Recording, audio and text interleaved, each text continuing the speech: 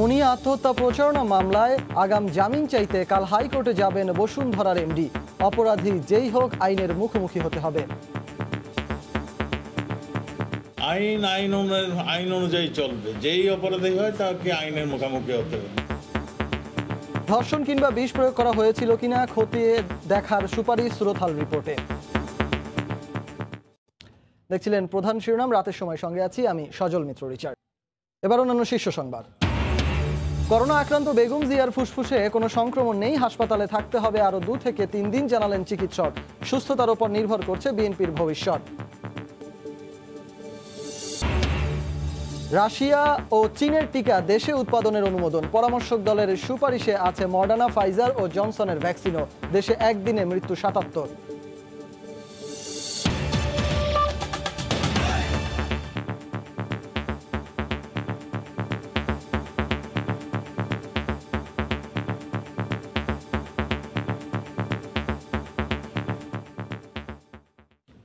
রাজধানীর গুলশানে অভিজাত ফ্ল্যাট থেকে মুনিয়ার লাশ উদ্ধারের ঘটনার এখনো কোনো কুলকিনারা হয়নি। তাকে ধর্ষণ কিংবা বিষ প্রয়োগ করা হয়েছিল কিনা তা খতিয়ে দেখতে সুপারিশ করা হয়েছে সুরতহাল রিপোর্টে। এদিকে স্বরাষ্ট্রমন্ত্রী বলেছেন, অপরাধ যেই করুক ছাড় পাবে না কেউ।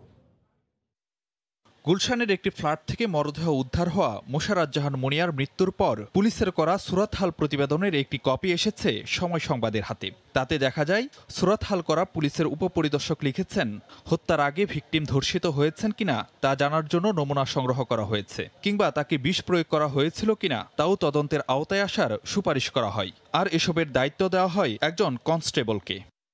এছাড়া ঘটনাস্থলে উপস্থিত এক নারী কনস্টেবল মুনিয়ার মরদেহ পরীক্ষা করেছেন বলে বলা হয় সুরতহাল প্রতিবেদনে। উল্লেখ করা হয়, মুনিয়ার গলায় অর্ধচন্দ্রাকৃতির দাগ ছিল, বুক, পেট এবং পিঠ ছিল স্বাভাবিক। এছাড়া হাত দুটি লম্বালম্বিভাবে মুষ্টিবদ্ধ থাকার কথা বলা হয় সুরতহালে। সুরতহাল প্রতিবেদনের উপর ভিত্তি করেই হয় ময়নাতদন্ত। এর মধ্যে ময়নাতদন্ত শেষ হলেও এখনও প্রতিবেদন আসেনি।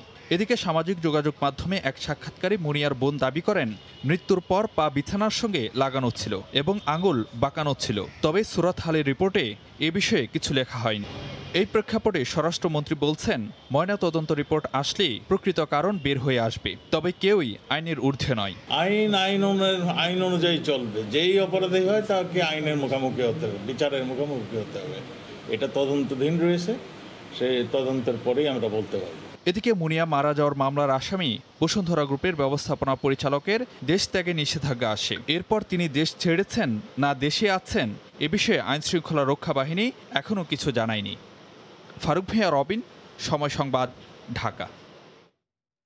এদিকে মুনিয়া আত্মহত্যা প্রচারণা মামলায় গ্রেফতার এড়াতে আগাম জামিন আবেদন করতে কাল হাইকোর্টে যাচ্ছেন বসুন্ধরা গ্রুপের ব্যবস্থাপনা পরিচালক সায়েম সোবাহার আনভীর। কাল বিচারপতি মামুনুর রহমানের নেতৃত্বাধীন হাইকোর্টে বেঞ্চে এই জামিন আবেদনটি শুনানির জন্য কার্যতালিকায় রয়েছে। এর আগে গত 26 এপ্রিল রাতে রাজধানীর গুলশানের একটি ফ্ল্যাট থেকে মোশাররত জাহান মুনিয়া নামের এক তরুণীর লাশ উদ্ধারের ঘটনায় গুলশান থানায় মামলা হয়। মামলায় এজাহারে আত্মহত্যায় প্ররোচনার অভিযোগ আনা হয়েছে। এতে বসুন্ধরা গ্রুপের ব্যবস্থাপনা পরিচালক সায়েম সোবাহান আনভীরকে আসামি করা হয়। মামলাটির বাদী নিহত তরুণীর বোন নুসরাত জাহান।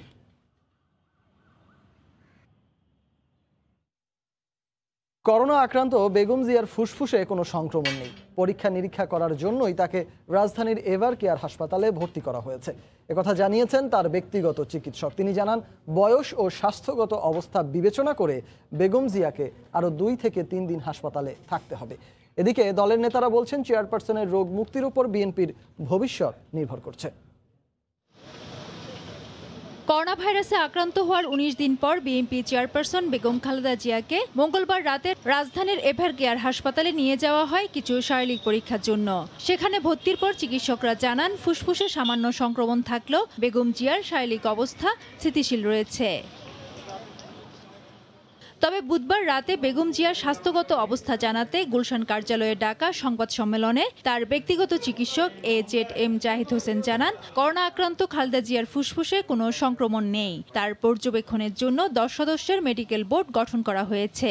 চিকিৎসকদের পরামর্শক্রমে উনি সাময়িকভাবে এভার কেয়ার হসপিটালে ভর্তি হন। আলহামদুলিল্লাহ, নাও শি ইজ স্টেবল। এদিকে বেগম জিয়ার রোগমুক্তি হওয়া জরুরি মন্তব্য করে দলের নেতারা বলেছেন, তার রোগমুক্তির উপর নির্ভর করছে দেশের রাজনীতির গতি প্রকৃতি ও বিএনপির ভবিষ্যৎ। বেগম খালেদা জিয়া বিএনপির প্রাণশক্তি এবং সকল অনুপ্রেরণার উৎস, এবং বেগম জিয়ার রোগ মুক্তির উপরে এই দেশের রাজনৈতিক গতি প্রকৃতি অনেকটাই নির্ভর করে। বিশেষ করে বিএনপির ভবিষ্যৎ তো অঙ্গাঙ্গিভাবে বেগম খালেদা জিয়ার রোগ মুক্তির সাথে জড়িত।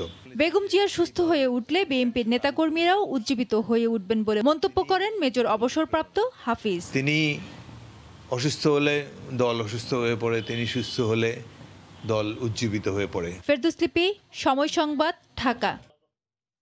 আমরা যেমনটি প্রতিবেদনে দেখছিলাম, এই প্রতিবেদনটি তৈরি করেছেন আমাদের সহকর্মী শাকির আহমেদ। আরও বিস্তারিত জানতে আমরা একটু সরাসরি তার কাছে চলে যেতে চাচ্ছি।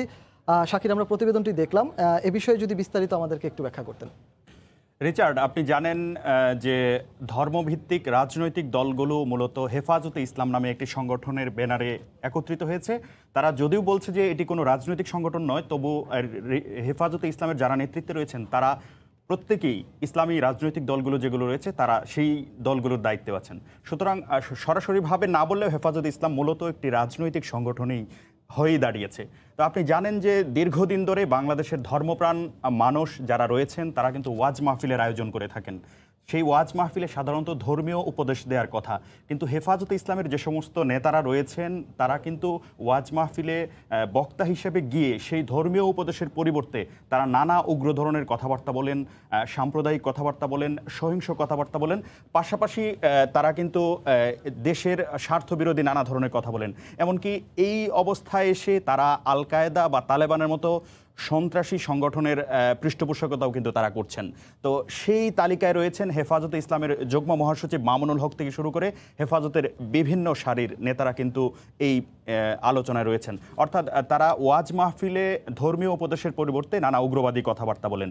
তারা কিন্তু বলছেন ওয়াজ মাহফিলে, তাদের মধ্যে একজন মামুনুল হক যিনি বরাবরই তালেবানদের পক্ষে দাঁড়িয়েছেন এবং তিনি বলেছেন যে তালেবানদের মাধ্যমেই আফগানিস্তানের জনগণের স্বার্থ উদ্ধার হয়েছে।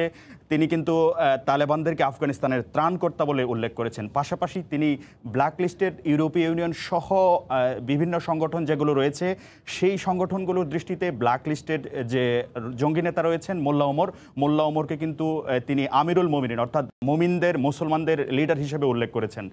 শুধু মামুনুল হকই নন, তার পাশাপাশি হেফাজতের আরেকজন সহকারী মহাসচিব যিনি রয়েছেন সেই সাকাওয়াত হোসেন রাজি, তিনিও কিন্তু তালেবানদের পক্ষে পঞ্চমুখ ছিলেন। তিনি বলেছেন যে তালেবানরা কোনো জঙ্গি গোষ্ঠী নয়, তালেবানরা আফগানিস্তানেরই সন্তান এবং তালেবানদের বিজয়কে অর্থাৎ আমেরিকার সঙ্গে তালেবানদের যে সাম্প্রতিক চুক্তি হয়েছে সেটিকে তিনি ইসলামের বিজয় হিসেবে আখ্যায়িত করেছেন।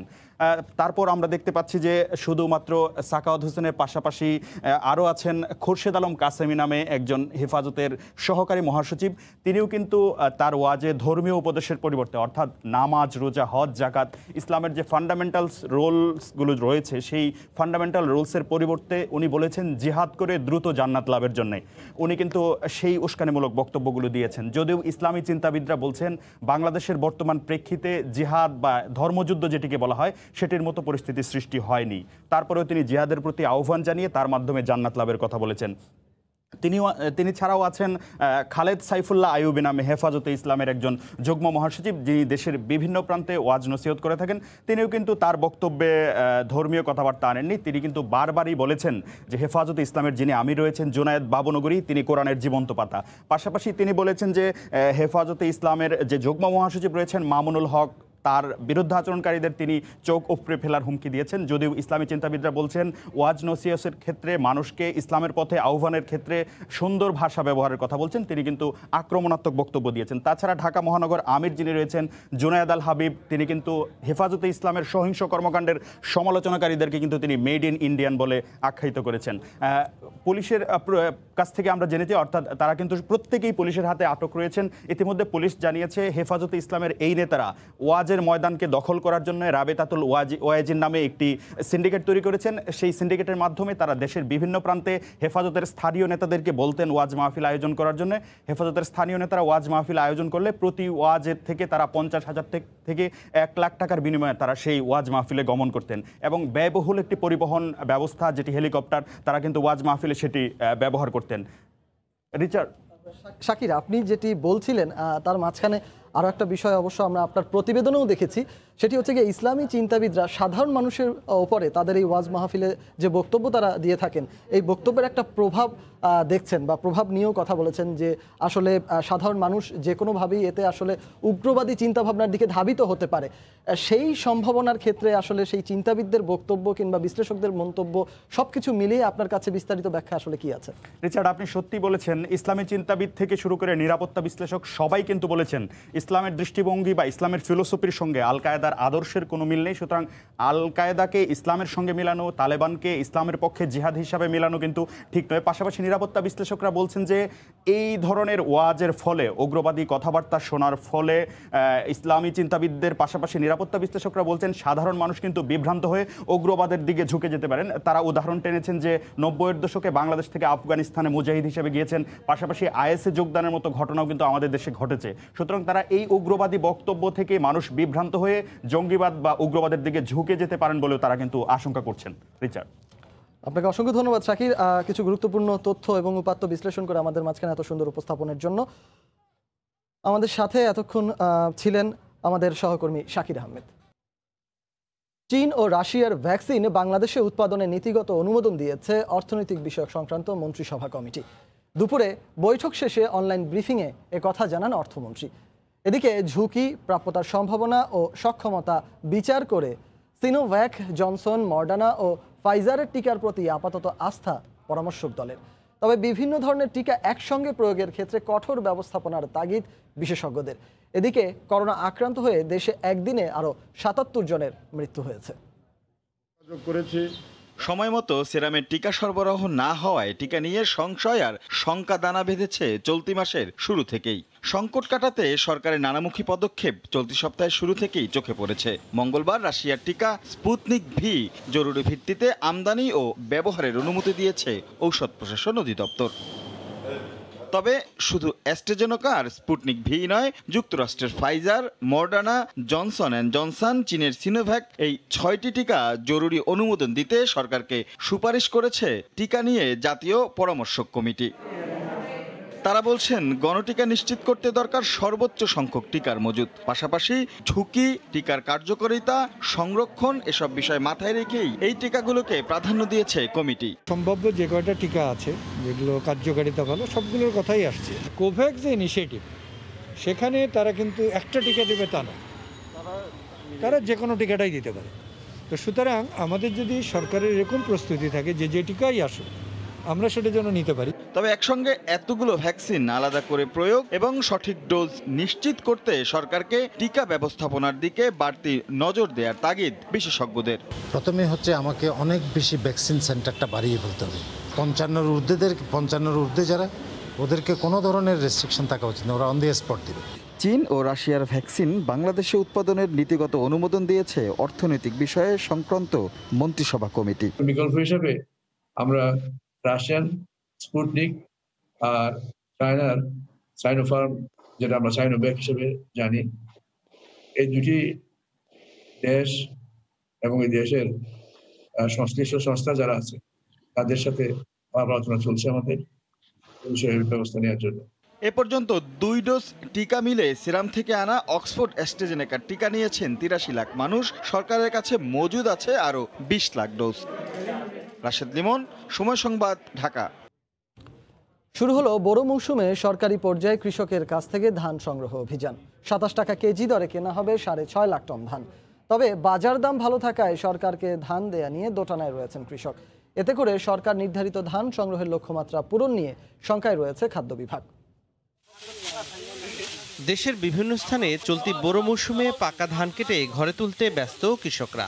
এর মধ্যেই চাষিদের ন্যায্য মূল্য নিশ্চিতে সরকার ঘোষিত ধান সংগ্রহ অভিযান শুরু হলো। বুধবার সকালে ভিডিও কনফারেন্সের মাধ্যমে এই কার্যক্রমের আনুষ্ঠানিক উদ্বোধন করেন খাদ্যমন্ত্রী সাধন চন্দ্র মজুমদার। 27 টাকা কেজি দরে সরকার প্রতি মণ ধান কিনবে 1080 টাকায়। চলতি মৌসুমে সংগ্রহ করা হবে 6.5 লাখ মেট্রিক টন ধান। শতভাগ ধান আমরা কৃষকের এক ব্যয়ের মাধ্যমে কিনবো। তবে বাজারে দাম ভালো হওয়ায় সরকারি গুদামে ধান দিতে দোটানার মধ্যে কৃষকরা। তারা বলছেন মৌসুমের শুরুতেই হাটে 950 থেকে 980 টাকা মণ দরে ধান কেনাবেচা চলছে। 1 টন ধান দিলাম ওই 27 টাকা কেজি হিসেবে সরকারকে দিলাম, আর ক্যাশও পেলাম আর কি, চেক পেলাম। ধানের বাজার বেশি থাকলে এখানে অনেকে আসবার চায় না, এই অতিরিক্ত একটা খরচা আছে, ব্যাংক মাধ্যমে টাকা নিতে হয়, আর্দ্রতা লাগে 14%, খুব শক্ত শুকনা লাগে, পরিষ্কার করা লাগে, এটা একটু বেশি হয়। কৃষকের এমন সিদ্ধান্তের কারণে ব্যবসায়ী ও খাদ্য বিভাগের কর্মকর্তারাও শঙ্কায় রয়েছেন সরকার নির্ধারিত ধান সংগ্রহ নিয়ে। যদি রেট না মিলে তাহলে তো অবশ্যই চাল দিতে পারবে না, কারণ রেট মিলাতে গেলে সরকারকে চিন্তা করেই রাখতে হবে যে শুধু বাজারের তারা মনিটরিং করুক। যে কৃষকরা মাঝারি ধান আবাদ করেছেন তাদের জন্য আসলে এই বাজার দরটা আসলে প্রযোজ্য না। চলতি মৌসুমে সরকারের চাল সংগ্রহ অভিযান শুরু হবে 7 মে থেকে। 40 টাকা কেজি দরে 11.5 লাখ মেট্রিক টন চাল কিনবে সরকার। তৌফিক মাহমুদ, সময় সংবাদ। চাহিদার যোগানের ব্যাপক ঘাটতির মধ্যে এক সপ্তাহ ধরে অক্সিজেন দিচ্ছে না ভারত। এমন সংকটময় মুহূর্তে অক্সিজেন সরবরাহের ঘোষণা দিল চট্টগ্রামের আবুল খায়ের শিল্প গ্রুপ, তাও আবার বিনামূল্যে। নিজস্ব প্ল্যান্ট থেকে তারা প্রতিদিন 20 টন করে দেবে। নূর জামাল আতিকের ক্যামেরায় শফিকুল আলমের প্রতিবেদন। মহামারী করোনা যখন ভয়ঙ্কর রূপ ধারণ করছে, তখন ভারত নিজেদের চাহিদা মেটাতে ঘোষণা দিল বাংলাদেশে রপ্তানি করবে না অক্সিজেন। এতে কিছুটা উদ্বেগ আর চিন্তার ভাঁজ সাধারণ মানুষের মাঝে। এমন সংকটময় মুহূর্তে চট্টগ্রামে শিল্প গ্রুপ আবুল খায়ের দিল সুখবর। তারা ঘোষণা দিয়েছে ভারত থেকে আমদানি করা 50 টন পরিমাণ লিকুইড অক্সিজেনের চাহিদা পূরণ করবে। 260 টন অ্যাভেলেবল আছে, তার মধ্যে আমরা ধরুন ইমিডিয়েটলি আমরা 20 টনের মতন অ্যাভেলেবল করেছি লিকুইড ফর্মে। যেটা বাংলাদেশের যে রিকোয়ারমেন্ট, যেটা বাংলাদেশ ধরুন এখন যেটা দেখতেছি আমরা যে টোটাল রিকোয়ারমেন্ট আছে 200 টনের মতন দিনে, আমাদের ক্যাপাসিটি 260 টন। তো সেই হিসাবে ধরেন আমাদের এক্সেস ক্যাপাসিটি আছে। আমাদের যে লিকুইড প্রোডাকশন আছে 15-20 টন এই প্রতিদিন, এইটা আমরা এখন বিভিন্ন হসপিটালে আমরা এটা সরবরাহ করার জন্য আবুল খায়ের কর্তৃপক্ষ সিদ্ধান্ত নিয়েছে। চট্টগ্রামের সীতাকুণ্ড উপজেলায় একেএস অক্সিজেন প্ল্যান্টে প্রতিদিন উৎপাদন হয় 260 টন। প্ল্যান্ট থেকে প্রতিদিন 20 টন সরবরাহ করা হবে হাসপাতালগুলোতে। প্রয়োজনে কারখানা বন্ধ করেই অক্সিজেন দেয়া হবে বলে জানান তারা। আমরা মজুতও বজায় রাখবো এবং সাপ্লাইও বজায় রাখবো। আমাদের দেশের যেই ক্রান্তিকালটা ওভারকাম করা যায় এটা আমরা চেষ্টা করছি। দেশের জানমাল রক্ষার জন্য আমরা প্রয়োজনে আমাদের শিল্প প্রতিষ্ঠান বন্ধ করে দিয়ে আমরা অক্সিজেনটা পুরোটা মেডিকেলের দিকে সাপ্লাই দিব। 2020 সালে আবুল খায়ের গ্রুপ 10,000 অক্সিজেন সিলিন্ডার রিফিলের পাশাপাশি 5,000 সিলিন্ডার বিনামূল্যে বিতরণ করে। এছাড়া 20টি হাসপাতালে কেন্দ্রীয় অক্সিজেন সরবরাহের ব্যবস্থা করে দেয় গ্রুপটি। দেশীয় কারখানাগুলোতে অক্সিজেনের সক্ষমতা থাকার পরও ভারতসহ বিভিন্ন দেশ থেকে অক্সিজেন আমদানি করেছে দেশের নানা প্রতিষ্ঠান। কিন্তু এই দুঃসময়ে দেশের মানুষের পাশে এসে দাঁড়িয়েছেন আবুল খায়ের মতো দেশের বড় বড় শিল্প গ্রুপগুলো। চট্টগ্রামের আবুল খায়ের শিল্প কারখানা থেকে শফিকুল আলম, সময় সংবাদ। 7 বছরের মধ্যে রেকর্ড দাবদাহের কবলে দেশ। এই অবস্থায় বিপর্যস্ত জনজীবন। দক্ষিণাঞ্চল সহ বিভিন্ন স্থানে বেড়ে গেছে ডায়রিয়ার প্রকোপ। আবহাওয়া অফিস বলছে তীব্র দাবদাহ চলবে মের প্রথম সপ্তাহ পর্যন্ত। এদিকে হিট স্ট্রোকের আশঙ্কার কথা জানিয়ে জনসাধারণকে যথাসম্ভব ঘরে থাকা ও তরল খাবার গ্রহণের পরামর্শ দিয়েছেন চিকিৎসকরা। মার্জিয়া মুমুর রিপোর্ট, ক্যামেরায় ছিলেন পাভেল আমিন। সকাল থেকেই বইছে গরম হাওয়া, রোদের তেজের সঙ্গে পাল্লা দিয়ে বাড়ছে তাপদাহ। প্রকৃতি আর প্রাণীকুল সবই অতিষ্ঠ যেন খরতাপে। এরই সাথে থার্মোমিটারের পারদ চড়তে চড়তে তাপপ্রবাহে সাম্প্রতিক কালের সবচেয়ে উষ্ণ সময় পার করছে দেশ। মঙ্গলবার রাজশাহীতে 41.7 ডিগ্রি সেলসিয়াস সর্বোচ্চ তাপমাত্রা রেকর্ড করা হয়, যা 2014 সালের পর দেশের সর্বোচ্চ। এদিন তিলোত্তমা নগরী ঢাকার সর্বোচ্চ তাপমাত্রা ছিল 41 ডিগ্রি সেলসিয়াস, যা গত 5 দশকের মধ্যে সর্বোচ্চ। নাভিশ্বাস ওঠা এই গরমে সবচেয়ে কষ্টে কৃষি ও শ্রমজীবী মানুষ। এবার সবচেয়ে গরম এবং খরানটা অতিরিক্ত। শরীর দুর্বল হয়ে যায় আসে রোদের মধ্যে কাজ করলে, মনে করেন মাথা রোদে চক্কর মারে। এত গরম থাকুন যায় না, চকের মাঝখানে ঘাস ঘুষ সব পুড়ে যায় মানুষের খেতে। অত্যন্ত গরম, এরা জ্বলন্ত আগুনই পুরানো মতন পুড়াচ্ছি। এই রোদের মধ্যে মাথা ঘুরে যাচ্ছে এবং পায়ে হেঁটে অনেক সমস্যা হচ্ছে। আবহাওয়াবিদরা বলছেন ঢাকা, রাজশাহী, যশোর, কুষ্টিয়া ও খুলনা অঞ্চলের উপর দিয়ে বইছে তীব্র তাপপ্রবাহ। চট্টগ্রাম, রংপুর, সিলেট, বরিশাল বিভাগের ওপর দিয়ে বয়ে যাচ্ছে মাঝারি তাপপ্রবাহ, যা অব্যাহত থাকবে আরও কিছুদিন। Downward long wave radiation DLR, এটা এখন পরিমাণটা অনেক বেশি অন্য সময়ের চাইতে, যেহেতু আপনার আপার এয়ারে কোনো অবস্টাকল পাচ্ছে না, সরাসরি চলে আসতেছে। সারফেস যেহেতু অনেক ড্রাই, যার ফলে আপনার ওইভাবে তাপ অ্যাবজর্ব করতে পারতেছে না। এদিকে গরমের তীব্রতার সঙ্গে পাল্লা দিয়ে দেশের বিভিন্ন স্থানে দেখা দিয়েছে ডায়রিয়ার প্রকোপ, ঘটছে হিট স্ট্রোকের মতো ঘটনাও। শুধু ডায়রিয়া নয়, গরমের কিন্তু একটা সবচেয়ে ভীতি হলো হিট স্ট্রোক। এই সময় কিন্তু যে কেউ হিট স্ট্রোকে অজ্ঞান হয়ে যেতে পারে। যতটুকু সম্ভব ঠান্ডা জায়গাতে থাকা এবং প্রচুর পরিমাণে তরল এবং পানি খাওয়া। আগামী কয়েকদিনেও তাপদাহ অব্যাহত থাকার পূর্বাভাস দিয়ে আবহাওয়া অধিদপ্তর বলছে, বৃষ্টির দেখা পেতে দেশবাসীকে অপেক্ষা করতে হবে আরও কিছুদিন। মার্জিয়া মুমু, সময় সংবাদ, ঢাকা। কয়েকটি দেশে বিশেষ ফ্লাইট চলাচল করলেও টিকিটের দাম চড়া হওয়ায় বিপাকে পড়েছেন মধ্যপ্রাচ্যগামী দরিদ্র প্রবাসী কর্মীরা। ভিসার মেয়াদ ফুরিয়ে এলেও বেশি দামে টিকিট কেনার সাধ্য না থাকায় যেতে পারছেন না অনেকে। যাত্রীদের অভিযোগ, বিমান সংস্থাগুলো সিন্ডিকেট করে টিকিটের দাম বাড়াচ্ছে। হাজেরা শিউলির রিপোর্ট। গেলে আবার 1 লক্ষ টাকা উপরে, এখন এত টাকা দিয়ে টিকিট কেটে যাওয়া কি সম্ভব নাকি? এতদিন বসা, আর্থিক অবস্থা অনেক খারাপ, দাঁড় করার মতো তো ব্যবস্থা আর নাই। ছুটিতে দেশে এসে বিপাকে পড়েছেন সৌদিগামী এই যুবক। তেসরা মে ভিসার মেয়াদ শেষ হলেও লাখ টাকা দিয়ে টিকিট কেনার সাধ্য না থাকায় কর্মস্থলে ফেরা হচ্ছে না তার। আবার নিরুপায় হয়ে স্ত্রীর গহনা বিক্রি করেও কেউ কেউ জোগাড় করেছেন টিকিটের টাকা। প্রত্যেকটা এয়ারওয়েজের দ্বারা দ্বারা ঘুরতেছি, টিকিট পর্যাপ্ত পরিমাণে টিকিট পাচ্ছি না। এখন স্ত্রী সন্তানের গহনা বিক্রি করে টিকিটের টাকা জোগাড় করতে হয়েছে।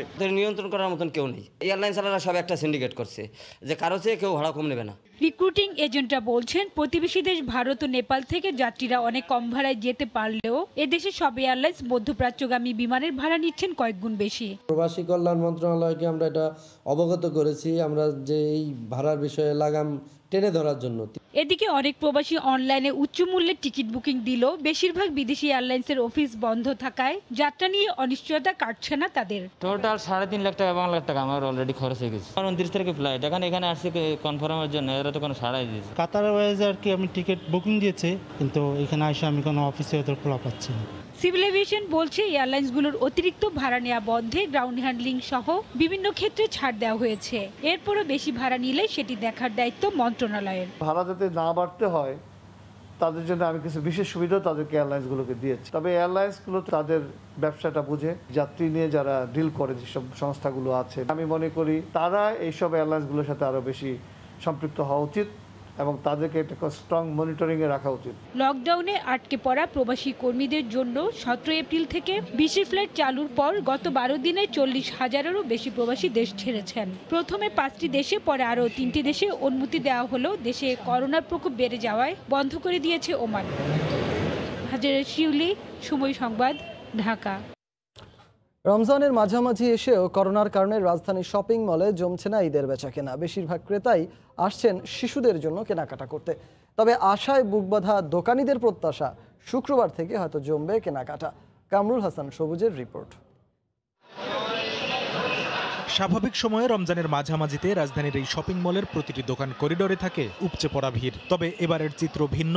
তারপরও করোনা আতঙ্কের মধ্যেই অনেকেই আসছেন মার্কেটে শিশুদের ঈদ কেনাকাটা সারতে। ছেলে মেয়েদের দিকে তাকায় মূলত আশাটা, আমাদের তো আর ঈদের দরকার নেই, ঈদ বাচ্চাদের জন্য। চেষ্টা করতেছি যতটুকু সম্ভব শর্ট টাইমে এবং হালকা বাচ্চাদের জন্য কেনাকাটা করে চলে যাব। খুব একটা ভিড় নেই, হালকা পাতলাই আছে। কালেকশন খুব ভালো, কিন্তু আর কি কাস্টমার খুবই কম, আমাদের তেমন ভিড় নেই, তো মোটামুটি আমরা কেনাকাটা করে একটু স্বচ্ছন্দ বোধ করছি। ঈদ উপলক্ষে ভালো প্রস্তুতি নিয়েছেন ব্যবসায়ীরা, দোকান সাজিয়েছেন নতুন নতুন পোশাক পরিচ্ছদে। তবে তাদের সব হিসাব পাল্টে যাচ্ছে চলমান লকডাউনে। অনেকেই রয়েছেন পুঁজি হারানোর শঙ্কায়। গণপরিবহন চলছে না, এই লকডাউনের মধ্যে বেচা কিনা তেমন হচ্ছে না। আর আমাদের তো বেসিক্যালি রমজানটাই টার্গেট নিয়ে আমাদের বিজনেস। আমাদের সারা বছরে আমাদের লস দেওয়া লাগে শুধু রমজানের উপর টার্গেট করে। এক্সক্লুসিভ যে মালগুলো দেখতেছেন এগুলো যে আমি রমজানে সেল করতে না পারি, এগুলো ডাউন সিজন আর যাবে না। যে মালটা আমার 5,000 টাকা সেটা রমজানের পরে হয়ে যাবে 2,000 টাকা। লকডাউনের আগে বেচাকিনি টুকটাক ভালো ছিল, আমরা আশা করতেছি হয়তো সামনে শুক্রবার থেকে হয়তো কিছু বেচাকিনি হতে পারে। ঈদ উপহারে বরাবরই মোবাইল সহ ইলেকট্রনিক্স পণ্যের কদর থাকলেও এবার এখন পর্যন্ত প্রত্যাশা মতো ক্রেতা নেই এসব দোকানেও। কামরুল হাসান সবুজ, সময় সংবাদ, ঢাকা। চিনি মসজিদ চীনা মাটির উপকরণে তৈরি বলে এমন নামকরণ। শুধু গঠনশৈলী নয়, বয়সের হিসেবেও ঐতিহ্যের ধারক নীলফামারীর সৈয়দপুরের এ মসজিদটি। সাকির হোসেন বাদলের তথ্য, ছবিতে রিপোর্ট। দৃষ্টিনন্দন মসজিদটি ১৫৮ বছরের ইতিহাস ঐতিহ্যের সাক্ষী হয়ে আছে। ৩টি বড় গম্বুজ ও ৫২টি মিনার নিয়ে গড়া স্থাপনাটি দেখতে আসেন দূর দূরান্তের মানুষ। ১৮৬৩ সালে নীলফামারীর সৈয়দপুরে বাকের আলী ও মুখুছন নামে স্থানীয় দুই ব্যক্তির উদ্যোগে বাঁশ খড় দিয়ে এর নির্মাণ কাজ শুরু হয়। তবে পাকা ভবন তৈরি শুরু হয় ১৯২০ সালে। কলকাতা থেকে মরমর পাথর, চীনামাটির টুকরো এনে নান্দনিক দৃশ্য ও কুরআনের আয়াত লেখা হয় দেয়ালে। অনেক দূর থেকে মসজিদে নামাজ পড়তে আসছি শুধুমাত্র এই মসজিদটির সৌন্দর্যের কারণে। এলাকাবাসীর সহায়তা নিয়ে আয়তন আরও কিছুটা বাড়ানো হয় ১৯৬৫ সালে। এরপর আরও একবার স্থানীয়দের অর্থায়নে পরিসর কিছুটা বাড়ানো হলেও সংস্কার বা উন্নয়ন কাজ আর এগোয়নি। এই মসজিদকে নিয়ে খুবই গর্ববোধ করি, কিন্তু দুঃখের বিষয় হচ্ছে যে এটি সংস্কার এবং সংরক্ষণের জন্য আমাদের কাছে তেমন কোনো পদ্ধতি নেই। ঢাকা থেকে আসে, সিলেট থেকে আসে, চট্টগ্রাম থেকে আসে, বলেই যায় ঠিক আছে আমরা চেষ্টা করব, আজ পর্যন্ত কোনো চেষ্টা হয় না।